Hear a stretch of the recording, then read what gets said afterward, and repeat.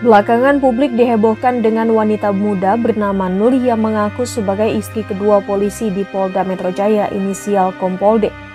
Sosok Nur terungkap setelah kecelakaan yang menewaskan mahasiswi Cianjur yang ditabrak hingga tewas oleh mobil Audi milik polisi.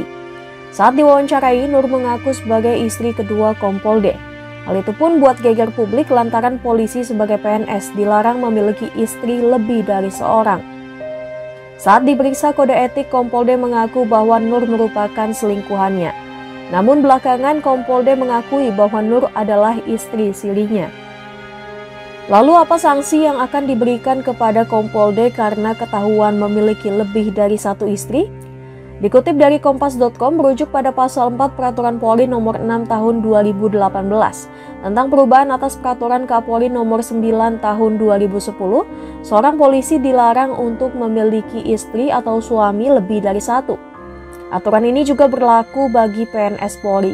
Dalam peraturan tersebut, anggota Polri dan PNS Polri disebut sebagai pegawai negeri pada Polri. Pasal 4 ayat 1 berbunyi, pegawai negeri pada Polri hanya diizinkan mempunyai seorang istri atau suami.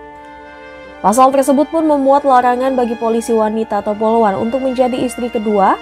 Pasal 4 ayat 2 berbunyi, anggota Polri wanita dan pegawai negeri sipil Polri wanita dilarang menjadi istri kedua dan seterusnya.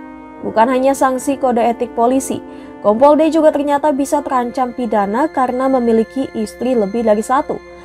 Dikutip dari hukum online, Indonesia ternyata menganut sistem monogami terbuka. Artinya seorang pria hanya boleh mempunyai seorang istri dan seorang wanita hanya boleh mempunyai seorang suami.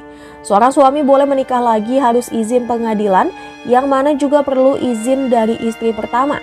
Apabila suami ketahuan poligami tanpa izin istri pertama, maka sanksi pidana pun mengancam. Hal itu sebagaimana diatur dalam pasal 279 KUHP, yang mana diancam dengan pidana penjara paling lama 5 tahun.